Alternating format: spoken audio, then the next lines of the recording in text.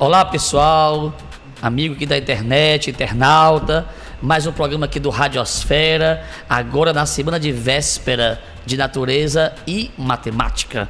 Tivemos a prova agora domingo, dia 9, de linguagem e códigos, redação e ciências humanas.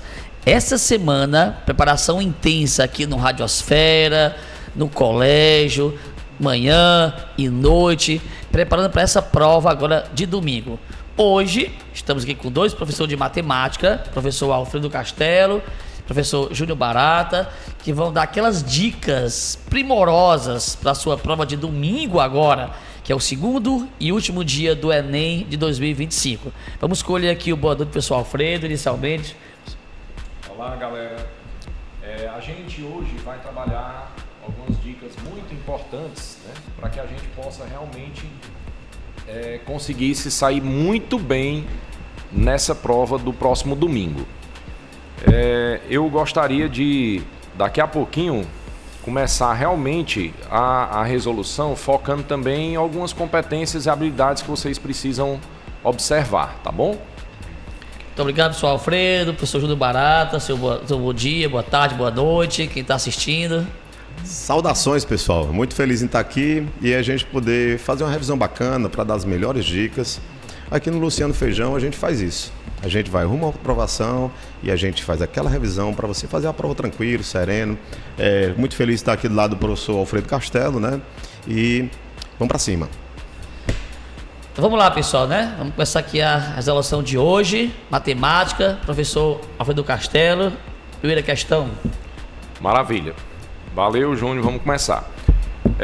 A primeira questão que a gente tem aí, ela trata da competência 6, habilidade 26, que é de analisar informações expressas em gráficos ou tabelas como recurso para a construção de argumentos.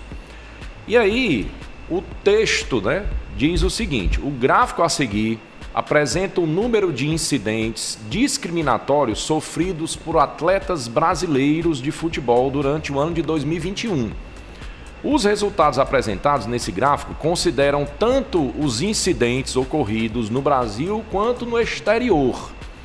Aí eu peço que você acompanhe, né, bem direitinho aí pelo seu arquivo, para que você possa observar que o Brasil é representado por essa cor cinza mais claro e o exterior por essa cor cinza mais escuro.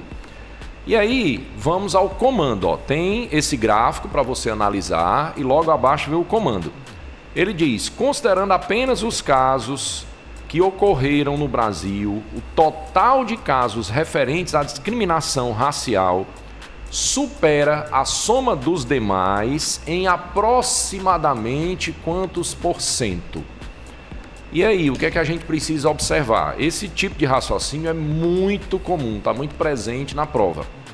A gente tem que focar só no Brasil, né? Aí ele diz o seguinte: os casos referentes à discriminação racial, ou seja, a gente vai no gráfico e procura lá o racismo do Brasil, tem 64, certo? Para você observar lá, ó, tem 64. Se fosse no exterior, teria 10. Então, racismo no Brasil é 64. Aí, você vai lá e observa os demais casos no Brasil. Os demais casos, você vai somar o quê? O 24 da LGBTfobia, mais o 15 do machismo, mais o 6 da xenofobia. 24 mais 15 mais 6 dá 45. O que ele quer saber é percentualmente quanto o racismo supera os demais casos. E aí, a gente pode usar aquela formulazinha da taxa de variação, né?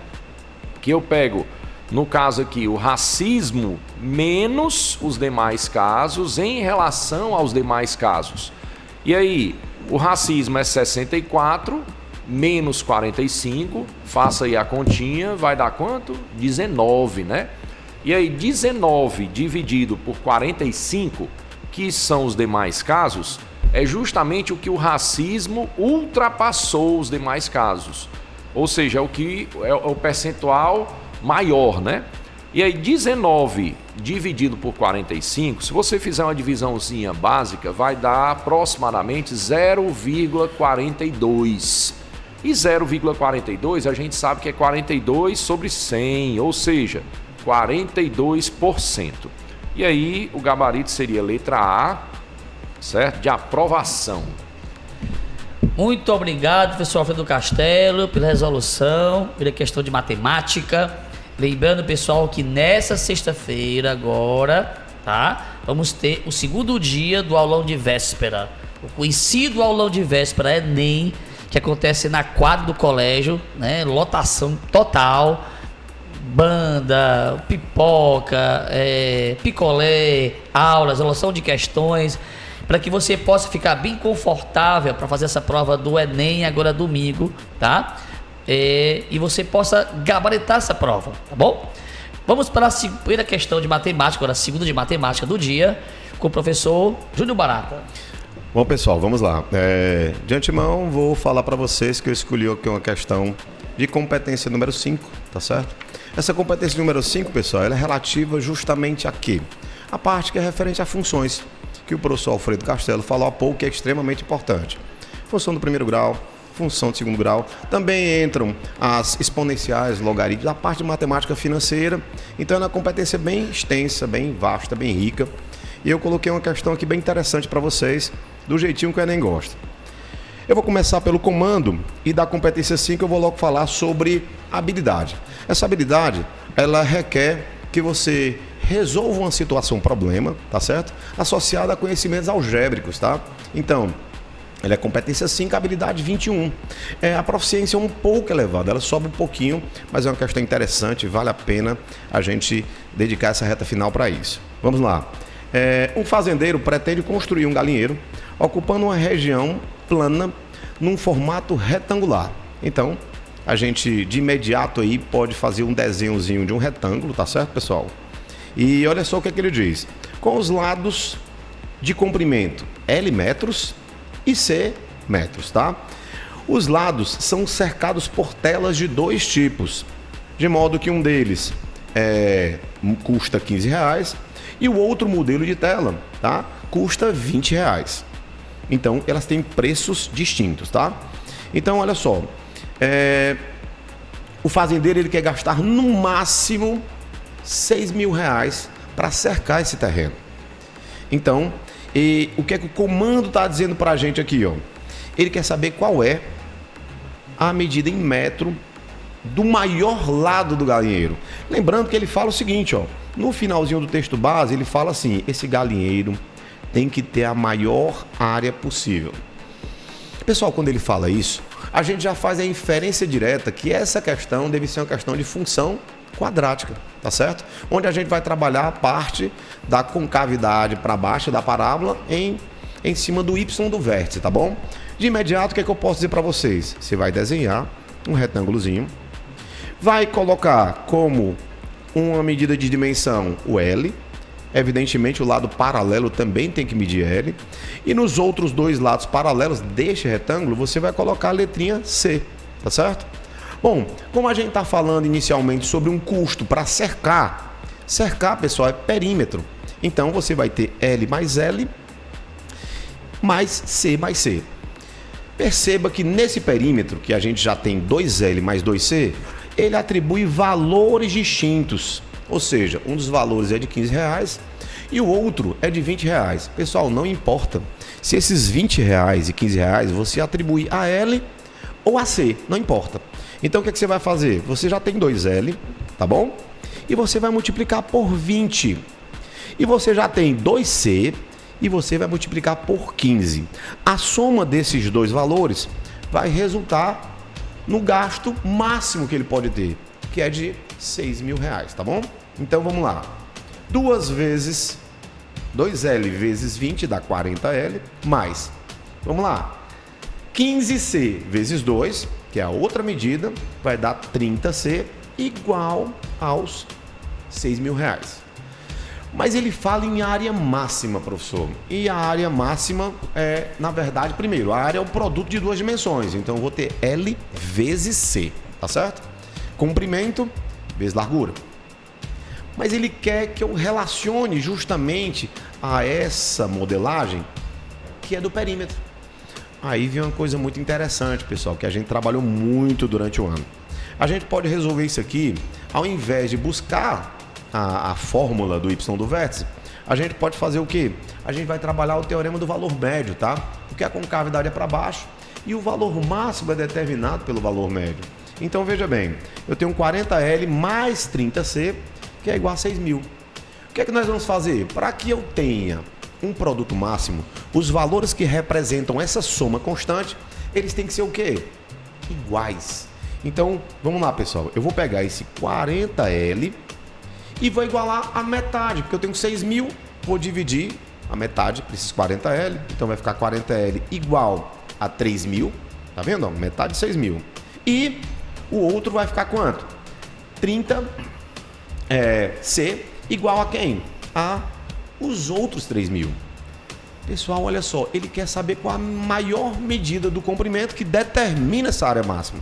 Vamos lá, 40L igual a 3.000, se você for passar para lá dividindo para encontrar o valor do L, vai dar quanto? 75, pessoal. Calma aí, eu ainda não sei seu valor máximo, então o que é que eu faço? Vou para a outra medida, né? No caso, eu vou ter 30L igual a 3.000. Opa! Quando você passa o 30 dividindo, você vai ter que o L, na verdade, ou melhor, o C, desculpe que eu usei como letra C, ele vai ser justamente quem? 3.000 dividido por 30, que é igual a 100. Assim eu tenho as duas medidas que representam esse produto máximo. Uma delas é quanto? 75. E a outra quem é? 100. Como no comando da questão ele quer o maior lado do galinheiro, resposta correta, item B de bom demais, né, pessoal? Tá vendo? B de bola, tá? Questãozinha de função de segundo grau, feita aqui pelo teorema do valor médio, tá certo? Vamos lá. Muito bem, Júnior Barata, sua primeira questão, segunda de matemática do dia, tá? Lembrando, pessoal, que as matrículas para o ano de 2016 estão abertas. Já aconteceu o teste de seleção, né? Foi no dia 27 de setembro. Mas essa prova ela pode ser agendada semanalmente. Você vai na escola, marca o seu teste, agenda a data e você faz essa provazinha de seleção no dia que você tiver conveniente, puder vir de outra cidade, já vai para Sobral, já se planeja, marca essa prova, traz o seu filho e aí faz o teste de seleção e vem fazer parte dessa equipe fera aqui do Luciano Feijão, onde tem os melhores resultados, melhor acompanhamento, a melhor equipe de professores para que você possa atingir os seus objetivos rumo ao vestibular, ao Enem, às Olimpíadas, onde você vai galgar o seu resultado. Segunda questão, professor Alfredo Castelo aqui. Vamos lá, Radiosfera. Radiosfera. Bem, a próxima é uma questão da competência 3, habilidade 12, que é daquela justamente que a gente sempre diz que tem que focar de maneira especial. Por quê? Porque envolve relação entre grandezas, certo? Habilidade 12 é para a gente resolver situação, problema que envolve relação entre grandeza. Então é outra coisa que vai estar presente na prova e a gente tem que estar pronto para resolver de forma rápida e fácil. A segunda diz o quê? O Brasil fechou o mês de janeiro de 2022 com a exportação de 2,8 milhões de toneladas de milho não moído, exceto milho doce. De acordo com o relatório divulgado pelo Ministério da Indústria, Comércio Exterior e Serviços, apesar do risco de baixa nas primeiras semanas do ano, o resultado apresentou um aumento de aproximadamente 500 mil toneladas em relação ao mês do ano anterior, ao mesmo mês do ano anterior. Então veja bem, era 2,8 milhões de toneladas, né, que foi o atual, e isso representa um aumento de 500 mil toneladas em relação ao ano anterior no mesmo mês. Aí vamos ao comando, Isso aí fazia parte do texto. Agora o comando, ele diz: a quantidade exportada de milho não moído, com exceção do milho doce, pelo Brasil, no mês de janeiro de 2021, em quilogramas, foi de... Veja bem, o que é que a gente tem que observar? nós temos 2,8 milhões de toneladas, era janeiro de 2022. E ele quer saber o quanto foi exportado em janeiro de 2021. Pelo texto, a gente sabe que foi 500 mil toneladas a menos. E aí a gente vai ter que fazer essa subtração para poder encontrar a resposta. Vamos lá, primeira coisa, 2,8 milhões de toneladas. A gente sabe que pode escrever em notação científica como 2,8, 1000 é 10 ao cubo, milhão é 10 à sexta. Então é 2,8 vezes 10 à sexta toneladas. Aí nós vamos subtrair de 500 mil toneladas, que a gente pode escrever como meia tonelada, ou seja, na verdade meio milhão de toneladas. 0,5 vezes 10 à sexta toneladas. E aí como é que você arma aí no seu caderno a subtração? Você vai escrever 2,8 vezes 10 à sexta menos 0,5 vezes 10 à sexta. Essa subtração, você pode colocar o 10 à sexta em evidência e você vai fazer 2,8 menos 0,5, que dá 2,3 vezes 10 à sexta toneladas.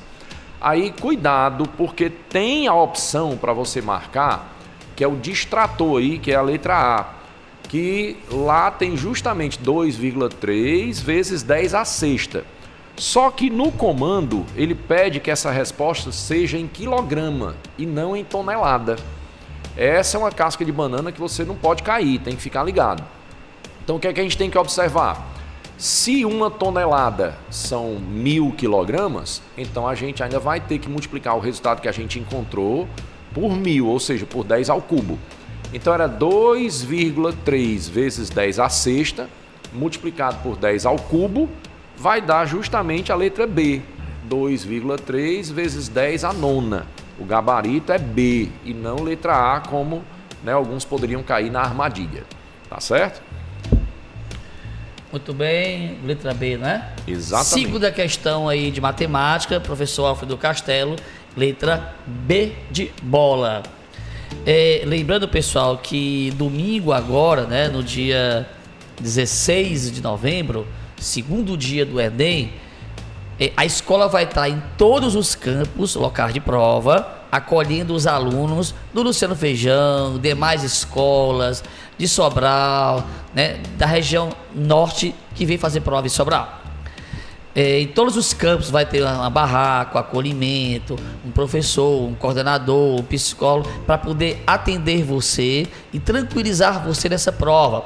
Além disso, água, meio-dia, né, muito quente, Sobral, uma garrafinha com água para você se refrescar e fazer bem essa prova. É o Luciano Feijão com você na aprovação. Júlio Barata, segunda questão. É isso aí, apoio, acolhimento, a gente consegue se sentir seguro na hora da prova, né? Vamos para cima. Pessoal, a questão de número 2, ela é uma questão que é referente a sistema de informação. O que é isso? É quando a gente trabalha a parte de gráficos e tabelas e não necessariamente a gente precisa ter um conteúdo bem específico para trabalhar isso aqui, tá bom? Em especial, aqui a gente tem a habilidade número 24, que ela fala sobre análise de informações, de gráficos e tabelas para que nós possamos fazer inferências, tá? Então, nós podemos tirar conclusões interpretativas de dados que são fornecidos nos itens, né? Então, essa questão é uma questão muito bacana, que diz o seguinte: uma empresa produz mochilas escolares sob medida, sob encomenda. Essa empresa tem um custo total de produção, tá? Composto por uma parte fixa, que não depende do número de mochilas, tá? E também tem um custo variável, que é proporcional ao número de mochilas produzidas. Pessoal, é interessante você ficar atento a essa palavra, proporcional, tá certo? Quanto mais se produz, mais se tem custo, tá bom? E ele fala a seguinte coisa: o custo total cresce de forma linear. Essa palavra também deve ser grifada, por quê? Quando a gente tem uma ideia de crescimento linear, de comportamento linear, pessoal, a gente pode inferir que isso daqui é uma função do primeiro grau. Ou que a gente pode trabalhar a parte de proporcionalidade direta. a gente pode ver que isso daqui também se encaixa numa questão de progressão aritmética, ou que a gente possa trabalhar a taxa de variação, que é o que o professor Alfredo falou há pouco tempo também, tá? Então, olha só, nessa situação ele fala que a tabela representa valores para 3 quantidades produzidas, tá bom? Então a gente vai fazer essa leitura e olha só o que ele quer. O custo total em real para a produção de 80 mochilas. Quando a gente for dar uma olhadinha para essa tabela, nós teremos a quantidade de mochilas, onde a gente tem os valores aí, que são 30, 50 e 100, tudo bem? E depois nós temos na linha seguinte, o custo total em reais. Lembrando, pessoal, que nós estamos falando justamente de quê? De um comportamento linear, tá? Isso daqui vai ter uma representação de uma função do primeiro grau. Então você vai olhar que o custo tem R$ 1.050, tá? Claro, esse valor associado a 30 mochilas. Tem também R$ 1.650, que está associado já a 50 mochilas. E tem também R$ 3.150, que está associado a 100 mochilas.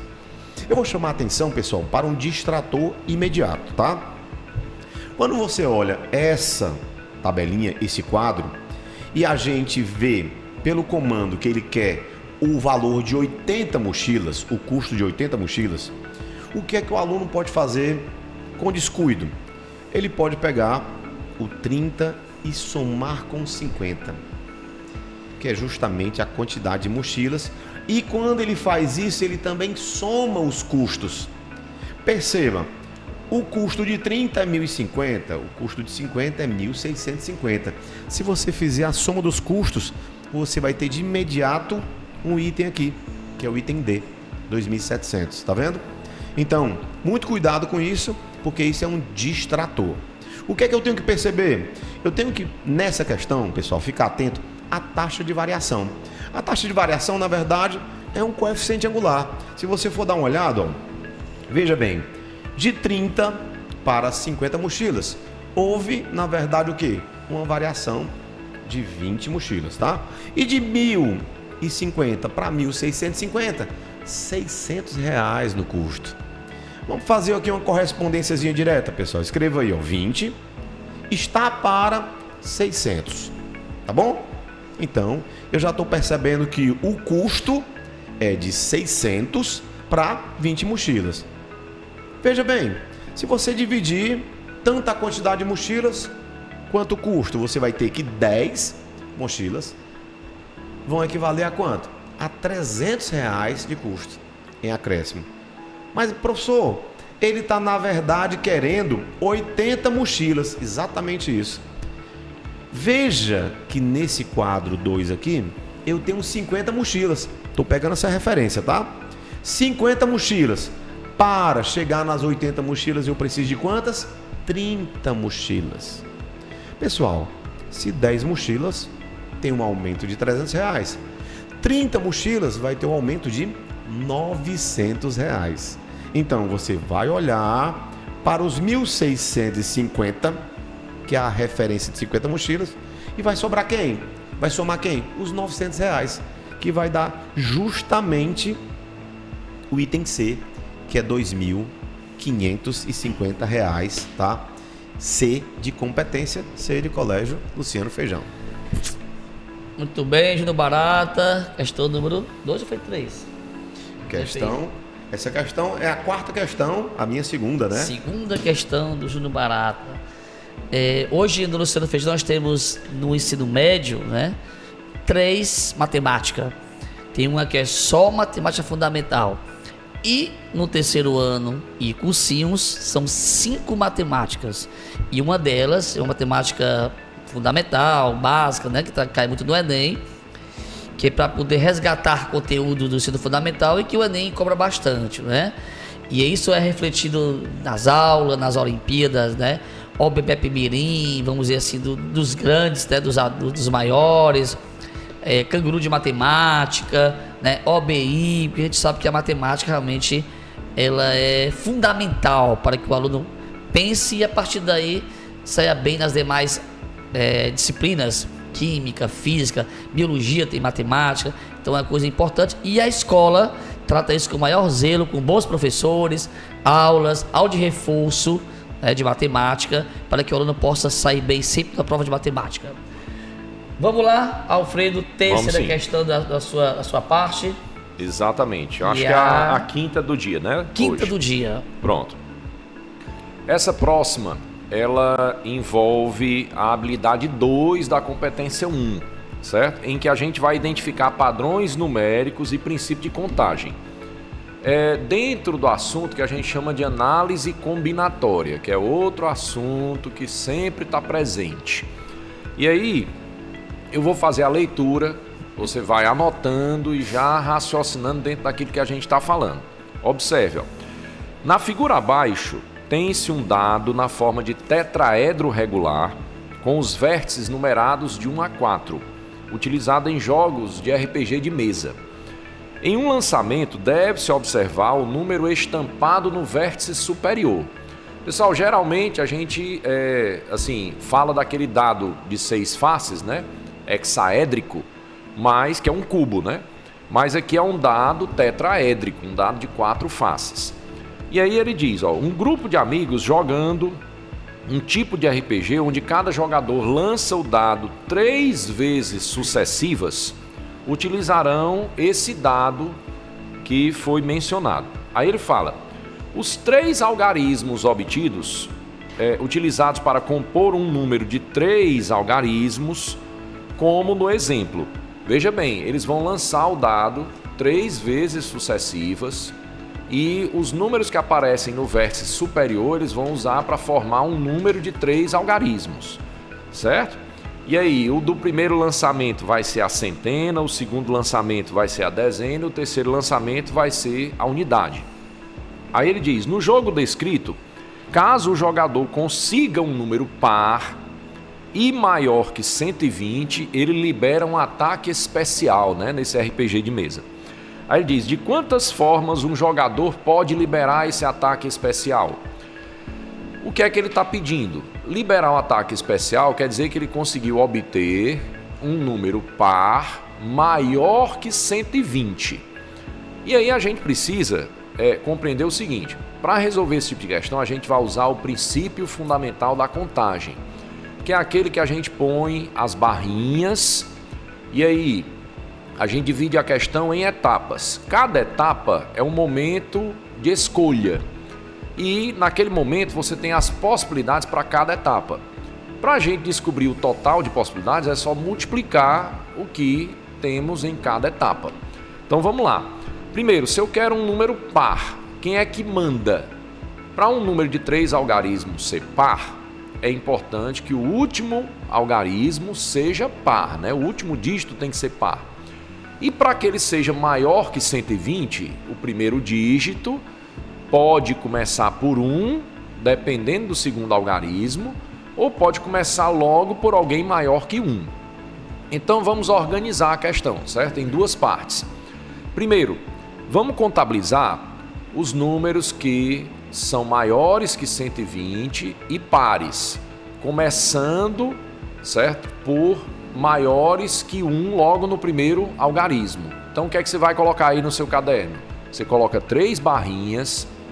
Lá no último dígito, ou seja, no terceiro, como eu quero que o número seja par e só tem disponíveis os algarismos de 1 a 4, então o último dígito tem que terminar o quê? Tem que ser um 2 ou um 4. Se é um 2 ou um 4, em cima da barrinha você vai colocar 2 opções para o último dígito. Depois que você colocar o 2 na última barrinha, você vai para a primeira. E aí lá na primeira barrinha, você tem que observar que para um número ser maior que 120, se o primeiro dígito for um 2, ou um 3, ou um 4, ele com certeza vai formar um número maior do que 120. Então eu coloco 3 opções na primeira barrinha. E na do meio, quando eu lançar o dado, pode dar qualquer algarismo, pode dar 1, 2, 3 ou 4, e mesmo assim o número todo formado vai ser maior que 120. Dessa forma, nós colocamos o quê? 3 na primeira etapa, 3 possibilidades, né? 4 na segunda e 2 na terceira. 3 vezes 4, 12, vezes 2, 24. Cuidado que tem um distrator, o item A é 24, mas você não vai marcar, porque aí estão contabilizados os números maiores que 120, começados por 2, 3 ou 4, certo? Mas aí eu tenho que somar ainda com os números maiores que 120, começados pelo algarismo 1. Então você de novo coloca lá as 3 barrinhas. O último dígito, como precisa ser par, ele vai continuar terminando em 2 ou 4, então são 2 opções para o último dígito. Mas o primeiro dígito precisa ser o 1 dessa vez. Então eu vou colocar só uma opção. E o dígito do meio, para que o número seja maior do que 120, então o que é que você pode observar? O dígito do meio não pode dar 1, porque senão ficaria 110, ou 112, ou 113, ou 114. Então o dígito do meio pode ser 2, 3 ou 4, que dá 3 possibilidades. Então, anote aí, o número de opções da primeira etapa é 1, que é só o 1, número de opções da segunda etapa 3 e da terceira etapa 2. E eu multiplico tudo, dá 6, né? Conclusão, eu tinha 24, mais essas 6 possibilidades, dá um total de 30. E aí o gabarito seria justamente a letra D de dado, certo? 30 é a resposta correta, ok? Alfredo, na prova os cálculos são pequenos? Nem todos. Alguns itens do Enem, eles trazem, né, questões que você consegue resolver muito rapidamente, às vezes até por algum raciocínio, né, teórico e tudo, e curto, mas existem também questões que levam, né, muito tempo só para fazer os cálculos, inclusive às vezes utilizando aproximações, que a gente sempre indica em sala de aula técnicas de aproximação para a gente marcar mais rápido, né, a opção correta. Então assim, a gente sempre mostra que alguns itens eles se tornam mais difíceis pelo tempo que leva de resolução, e outros, às vezes, porque o raciocínio é difícil mesmo, do aluno perceber na questão, né? Então, a dificuldade não está só no raciocínio. Às vezes, está no tempo que a questão vai levar para ser resolvida. Mesmo o aluno sabendo o raciocínio, ele leva muito tempo, e aí pode valer a pena deixar por último aquela questão para que você consiga, né, com o tempo que gastaria naquela questão, resolver várias outras mais rápidas, né? Eu acho que daí tem que ter muito treino, porque às vezes, até para errar uma questão, se for para errar uma questão, tem que saber qual errar, né? Exatamente. Então, será que aquele que ele vai perder muito tempo, não seria aquela que ele poderia errar? Exatamente. Então, acho que isso requer muito treino para ele identificar as questões que ele pode errar, que não vai comprometer a prova dele, né? Isso exige, né, participação nos simulados, verdade, né, que a gente produz, né, para que realmente ele tenha essa experiência, né? Mas deve haver um equilíbrio. Você tem questão que resolve talvez aqui em 1 minuto e outras em 4, já compensa, né? Talvez esse tempo. Com certeza, com certeza. Júnior Barata, agora, terceira questão. Vamos lá. Primeiro, comentar essa questão do Alfredo aí. Questão sensacional, viu, pessoal? Esse tipo de questão aí que o Alfredo Castelo colocou, onde tem quebra de casos em análise combinatória, não tem prova do Enem sem análise combinatória, ou seja, não tem prova do Enem sem competência 1, habilidade 2, tá? Lembrando que essa questão do Alfredo, ela foi uma questão que a proficiência dela se eleva um pouco, porque você tem que calcular. Existem algumas questões, pessoal, que às vezes você não calcula, você apenas identifica, né, Alfredo? Isso. É bem interessante, como aquela questãozinha dos assentos do avião, onde você só identificava as vagas disponíveis, né, para compra dos assentos, e ali você não tinha necessariamente que calcular, era só você identificar que era um arranjo, e é uma questão sensacional. Análise combinatória vai estar no Enem de vocês, pode ter certeza, viu? Tá bom? Vamos lá. A próxima questão, pessoal, é bem interessante, que ela fala o seguinte: é uma questão de modelagem. O que é isso, professor? É aquela que eu vou, na verdade, identificar, tá, a modelagem através de uma leitura do enunciado. Isso acontece muito para leis de formação. Acontece muito para questões que trazem no texto base uma compreensão no texto base do que é que aquilo dali representa como relação entre grandezas, tá? As modelagens, elas podem ser modelagens para compor um sistema, tá? Por exemplo, aquela questão anterior que eu fiz, ela tinha uma modelagem. Não tinha como eu resolver a questão sem fazer aquela modelagem do perímetro, entende? Então, algumas questões, elas têm uma proficiência mais elevada porque você tem que modelar e resolver. Nesse caso específico, a competência de número 5H19, ela é uma questão de proficiência mais baixa. Ela é uma proficiência mais simples, logo é aquele tipo de questão que você tem que priorizar. Tá, pessoal? Quando você for fazer a prova do Enem, como o professor Sérgio Vasconcelos falou muito bem e o professor Alfredo endossou, você tem que ter a estratégia de ver quais são as questões que você consegue resolver de forma imediata. Nisso daí, a gente pode chamar atenção para algumas análises de gráficos e tabelas, a própria estatística quando diz respeito à medida de tendência central, algumas situações relativas à porcentagem, pessoal, e algumas situações em que apenas você reconhece e identifica. Você não precisa necessariamente ter que calcular ou ter um raciocínio extremo, né, Alfredo? Com certeza. Então, vamos lá. Nessa questão, ela é muito interessante. Ela fala o seguinte: o uso de aplicativos de transporte tem sido uma alternativa à população que busca preços mais competitivos para sua locomoção, principalmente nas grandes cidades. As formas utilizadas para determinar o valor cobrado por cada viagem variam de aplicativo para outro aplicativo, né? Mas em geral, ela tem a seguinte situação: ela tem esse valor V que ele deve ser pago ou cobrado, né, da seguinte maneira. Olha só. Tarifa base. A tarifa base, que ele chama de F aqui, é um valor fixo cobrado no início da viagem. É como se fosse o valor mínimo, tá?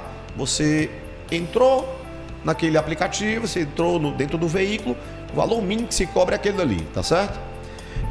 O tempo, que é referente ao tempo da viagem, né? A duração da viagem. Então isso é uma coisa que também conta, tá certo? Até porque tem uns congestionamentos e etc, né? E a distância percorrida em quilômetro. Então, você tem 3 parâmetros aí que compõem esse valor. Lembrando que um deles é um valor fixo, tá certo? Esse valor fixo ele vai estar lá sem nenhuma alteração. Olha só, um desses aplicativos cobra R$2 de valor fixo. Pessoal, o valor fixo ele vai ficar por fora, tá? Então, ele não vai ter nenhum tipo de modificação. Ele já tem que aparecer, tá? O 2 livre, sem nenhum outro parâmetro para alterá-lo, né? Aí ele fala o seguinte: acrescido de 26 centavos por minuto. Opa, pessoal, ele está falando que tem 26 centavos de real por minuto, e minuto é tempo. E o tempo está sendo representado pela letra T. E tem mais um parâmetro que fala o seguinte: R$1,40 por quilômetro rodado. Então vamos lá. Nós temos 3 parâmetros para compor esse valor. Um é o valor fixo, o outro é justamente o valor do minuto, que é 26 centavos de real, e o da distância, que vai ser em quilômetros rodados, né? Então olha só, nestas condições, a expressão que fornece o valor V a ser pago na viagem desse aplicativo é... Pessoal, olhemos para as alternativas ou para as assertivas, né? Se você for dar uma olhada de imediato, o item A eu posso cancelar de imediato. Por quê? Porque o valor fixo ele está multiplicando o F, mas ele é um valor que não tem nenhuma alteração, pessoal. Se ele não tem nenhuma alteração, ele tem que aparecer livre, sem nenhum fator. Então, de imediato, a gente olhando as assertivas, podemos fazer o quê? Eliminar o item A, eliminar o item D e eliminar o item E, tá certo? Que coloca o valor fixo como sendo uma variável, né? Aí você tem 2 proposições aqui, ó, que é o item B e o item C. Professor, qual é o que melhor se adequa? Vamos lá, é só a gente perceber que o que é referente ao tempo, que é o T, tem que ser multiplicado por 0,26, ou seja, 26 centavos de real, tá bom? E já referente à distância, que é o outro parâmetro, tem que ser multiplicado por 1,4 ou 1,40. Sendo assim, eu vou ter essa modelagem expressa por R$2 mais 0,26T mais 1,4 ou 1,40 vezes D. Proposição correta, item B de bola. Muito bem, B de barata. Isso. Olha aí. Exatamente. Olha aí. Muito bem, pessoal, estamos aqui com o segundo dia de Radiosfera da semana de véspera de Natureza e Matemática, que vai acontecer agora nesse domingo, dia 16 de novembro. Lembrando que na sexta, dia 14, aulão de véspera, lotação com DJ, com banda, com aula, professores animados, muita diversão e resolução de questões. Garanta já sua inscrição, vá na escola, na tesouraria, faça sua inscrição. Se você perdeu o primeiro dia do aulão de véspera, não tem problema, você pode assistir o segundo dia. Compareça à escola, conheça a escola, as dependências, como é que funciona. Gente, a nossa biblioteca ela é fantástica, né? Foi toda reformada agora no mês de julho, né? Equipada, ar-condicionado, uma organização de cabines imensa para que o aluno fique confortável em estudar e ter boas condições. Então você conhece a escola, conhece a equipe, a recepção, né? O laboratório de redação, né? Já passou a redação, mas tem o próximo ano, né? Enfim, para que você possa ficar preparado para a sua prova, o seu Enem e o seu vestibular. Vamos agora para a terceira. É a minha quarta questão. Quarta questão de matemática do professor Alfredo Castelo. Vamos lá. Essa próxima, ela envolve a competência 7, habilidade 28, certo? Em que nós temos aquelas resolver situações, problema, que envolva conhecimento de estatística e probabilidade. Essa é a competência, né, com habilidade. Porém, essa é uma questão especialmente de probabilidade, essa que a gente vai enfrentar agora. Olha o que é que nós temos. Um vendedor ambulante tem 50% de probabilidade de vender um guarda-chuva por hora quando chove na região em que ele trabalha. Caso não chova, sua probabilidade de venda por hora é de apenas 25%, pois apenas aquelas pessoas que querem usar o guarda-chuva para se proteger do sol compram.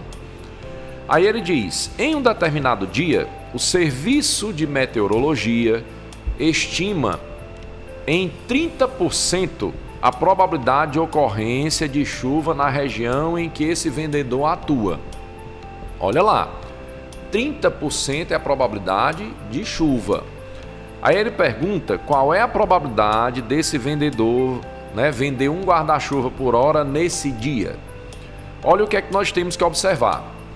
Eu quero saber a probabilidade dele vender nesse dia. O que é que eu tenho de dados? Que 50% é a chance dele vender quando chove e 25% é a chance dele vender quando não chove. Mas o serviço de meteorologia estima que a probabilidade de chover é 30%. Aí você percebe que a de não chover seria quanto? 70%, porque você ou chove ou não chove. E aí o que é que nós temos que montar aí? Essa é uma questãozinha, né? Que a gente monta uma expressão em que você, se o objetivo é vender, então eu vou calcular a probabilidade dele vender quando chove, mais a probabilidade dele vender quando não chove, tá certo? Porque ele pode vender numa circunstância ou na outra, por isso que eu vou realizar uma adição aí. Então vamos lá. Primeiro, qual é a probabilidade dele vender quando chove? 50%. E qual é a probabilidade de chover naquele dia? 30%. A gente sempre diz, quando a gente fala o I, você usa uma multiplicação, né? Quando fala o ou, você tende a usar uma adição. Então o que é que nós temos? Probabilidade de vender quando chove, então seria 50% de 30%. Não é isso? Eu tenho lá 50% a probabilidade de vender chovendo e 30% né, a probabilidade de chover. Então você faz 50% vezes 30%. Só, pessoal, que 50% de 30% é 15%. Na verdade, você não precisa nem perder tempo multiplicando, porque 50% não é a metade. Metade de 30% é 15%. Aí você diz assim, ou tem opção para marcar a letra B, é um distrator, porque aqui é a probabilidade dele vender quando chove, mas ele também pode vender quando não chove. E aí, a probabilidade de vender quando não chove é 25%, que aí eu vou multiplicar pela probabilidade de não chover, que é 70%. E aí eu vou ter que me dar o trabalho de fazer 25% vezes 70%. A gente pode pegar os 70%, cortar os zeros, fica 7 décimos. Aí a gente faz numerador vezes numerador, né, que dá 25 vezes 7, e divide por 100 vezes 10, que é 1000, né? E aí 25 vezes 7 vai dar quanto? 175. 175 dividido por 1000 é a mesma coisa que 17,5 sobre 100, concorda? Se eu dividir em cima e embaixo por 10.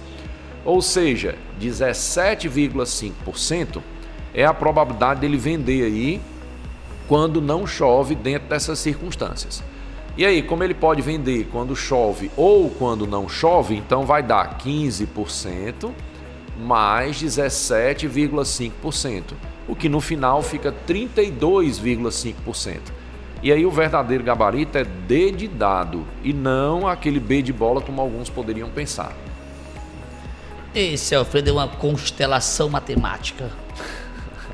Muito bem, sou Alfredo, ao lado de outro astro da matemática aqui, Júnior Barata, na sua quarta questão. Vamos lá.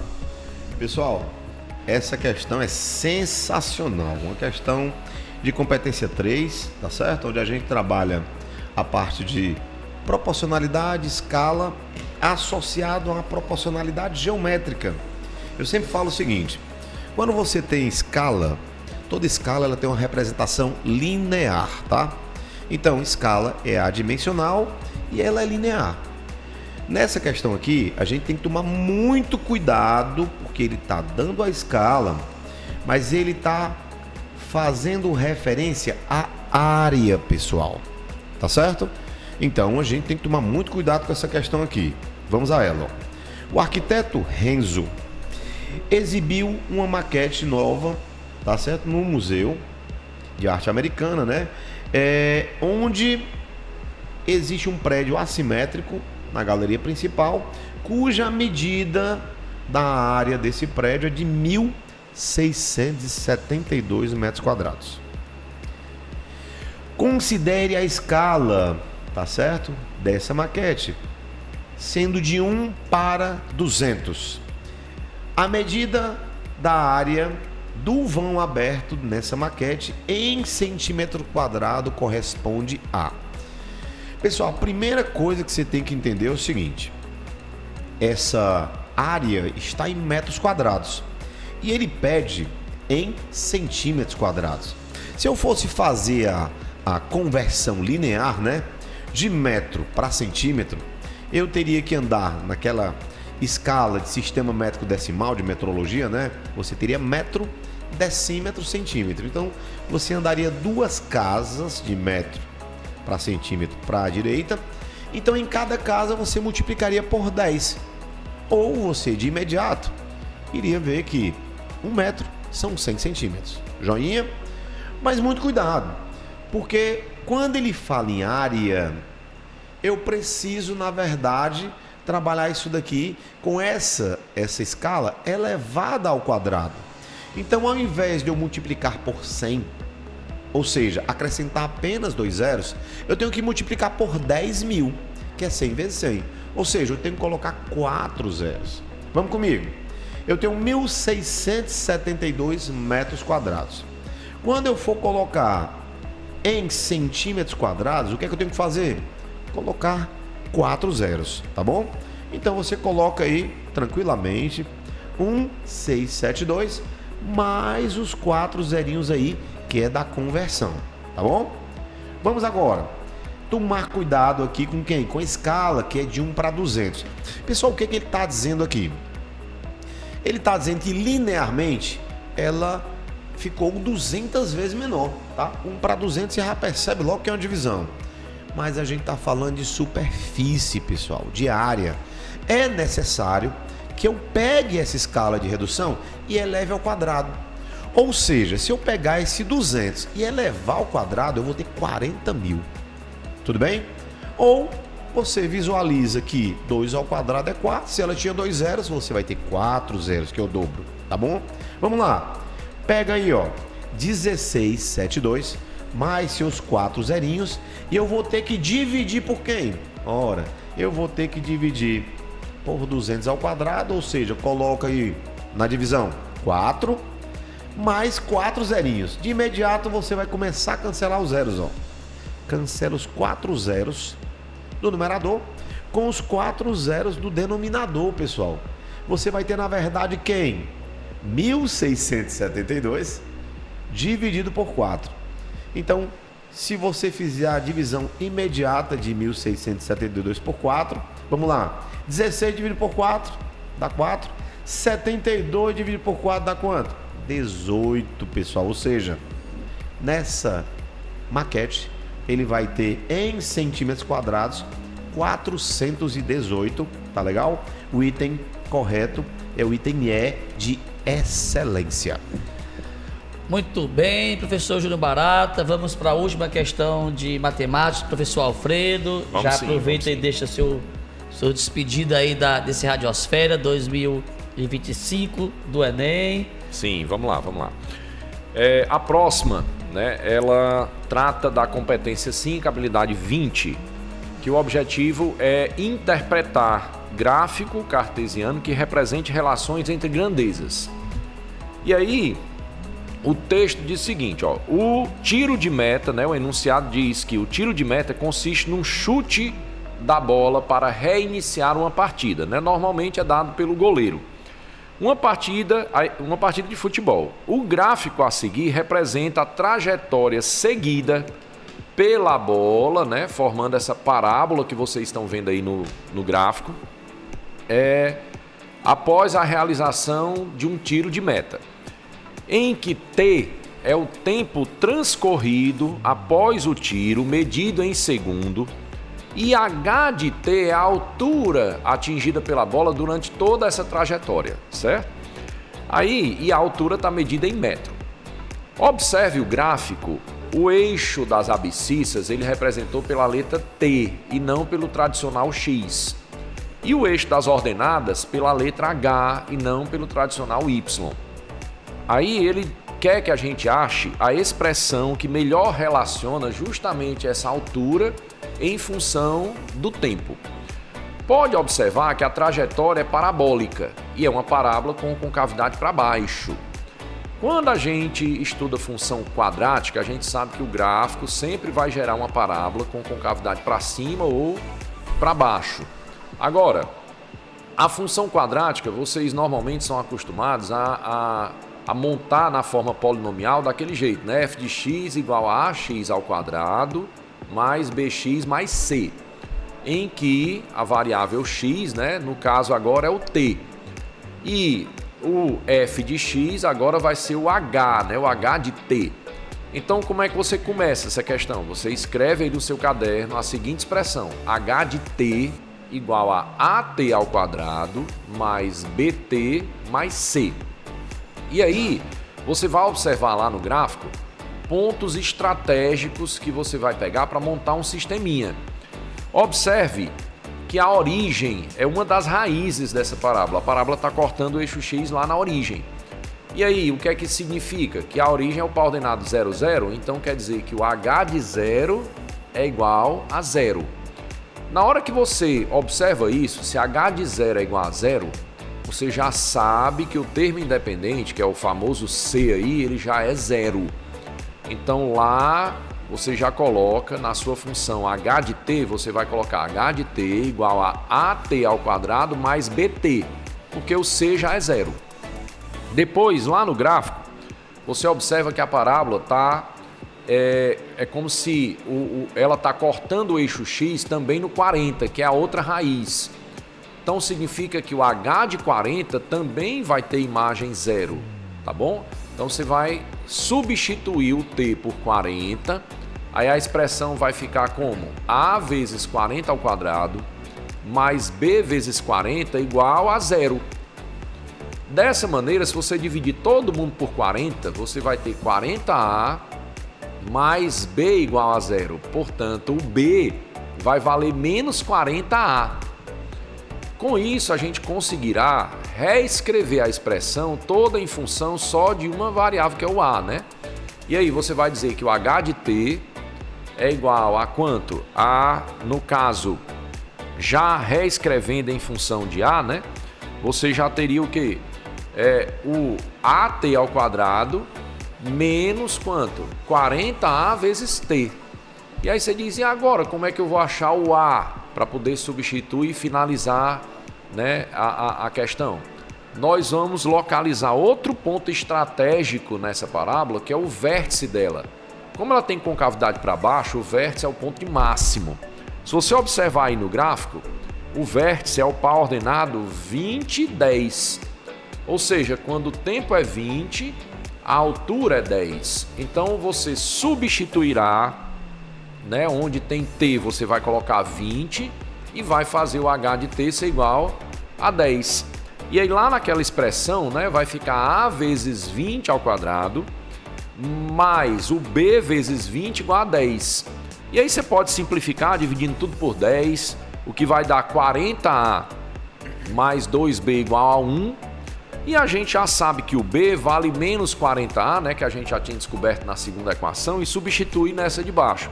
E aí você vai ter 40a menos 2 vezes 40a igual a 1, o que vai dar menos 40a igual a 1. Portanto, a vai ser menos 1 sobre 40, que era o que faltava para a gente concluir a questão. Se o a é menos 1 sobre 40, como o b vale menos 40a, então, menos 40 vezes menos 1 sobre 40 vai dar 1. Então, a gente descobriu que o A é menos 1 sobre 40, que o B é 1 e que o C, desde o começo da questão, era 0. E aí é só montar a função quadrática. Fica h de t igual a menos 1 sobre 40t ao quadrado mais 1t mais 0. Ou seja, menos 1 sobre 40t ao quadrado mais t. E isso é o que está lá na letra C de casa, certo? E aí eu queria, né, nesse momento final, só dar algumas dicas que vocês podem, né, utilizar. Sempre lembrem de, na véspera da prova, né, procurar dormir bem, né, se alimentar de coisas leves, certo?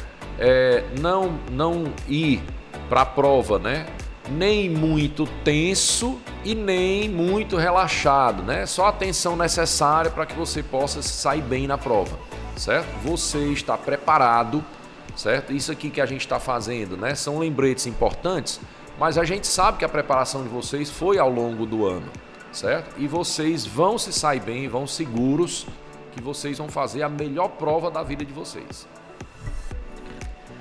Última questão do Júnior Barata e a sua despedida. O Alfredo deu quase todas as considerações finais, né? Mas vamos lá. Primeiro, eu queria dizer para vocês, só para comentar sobre a questão do Alfredo, que é uma questão sensacional, tá? Que foi feito pelo sistema, método utilizando o formato trinomial, mas ela é uma questão tão rica que você pode fazer também, né, Alfredo, pela forma fatorada. Exatamente. Porque graficamente você tem as duas raízes, né? Exato. E para encontrar o A de imediato você faz utilizando as coordenadas do vértice. Lembrando também, pessoal, olha só, essa questão que o Alfredo colocou, ela é uma questão que tem uma diagramação do Enem perfeita, porque ela também pode ser resolvida da forma canônica. Exatamente. Você usa a simetria da parábola para fazer o uso da forma canônica, que é f de x, tá? No caso, h de t igual a abre parênteses, né? T seria x menos xv, no caso vai ser t menos t de v ao quadrado mais o YV, tá? Que você já tem as coordenadas ali no gráfico, então é uma questão perfeita aí. Parabéns pela escolha, mestre, viu? Valeu, valeu. Bom, no caso aqui da minha última questão, né? Pessoal, essa questão é uma questão das competências que mais cai, né? Que é competência número 2. Toda vez que você estiver falando sobre competência 2, lembre-se de geometria. Professor, é tudo de geometria? Na verdade, não, pessoal. A parte de geometria analítica, ela está presente na competência de número 5, tá bom? E a parte também de funções trigonométricas na competência de número 5 também, tá bom? Essa daqui é bem tranquila, é só para a gente reconhecer o sólido geométrico, que ele fala o seguinte: para obter um sólido de revolução, onde se tem uma rotação de 360 graus em torno de um eixo fixo, uma professora realizou as seguintes etapas. Recortou o trapézio retângulo PQRS de um material rígido. Em seguida, ela afixou ao lado PS desse trapézio, que vocês estão vendo aí, tá? Uma vareta fixa retilínea, que ela chamou de eixo de revolução. Girou esse trapézio 360 graus em torno da vareta e obteve o sólido de revolução. Pessoal, e ele quer saber, na verdade, que você identifique que sólido é esse. Nós temos a ilustração e ele quer saber qual o sólido obtido. De imediato, eu queria dizer para vocês o seguinte, pessoal: não tem como ser uma pirâmide, tá bom? Por quê? Porque, na verdade, uma pirâmide, pessoal, não é um sólido de revolução. Sólido de revolução são corpos redondos, tá? Obtidos através de rotação. São cilindros, cones, esferas e os troncos. No caso aqui, como eu tenho um tronco, tá? Porque ele não é um triângulo, eu tenho aqui um trapézio, uma figura trapezoidal que é rotacionada. O sólido de revolução que eu tenho aqui é um tronco de cone, pessoal, que é o item D de dedicação, tá certo? Para dar uma consideração final, eu queria pedir para vocês, pessoal, que não saiam em cima da hora para fazer a sua prova, tá? Vocês já sabem o local de prova de vocês, né? Vocês já fizeram a prova do primeiro dia, então cuidado com essa logística de translado também para não ter nenhum contratempo. Se hidratem, vocês vão fazer uma prova maravilhosa, porque a aprovação é aqui com a gente. Vocês estão preparados, mestre?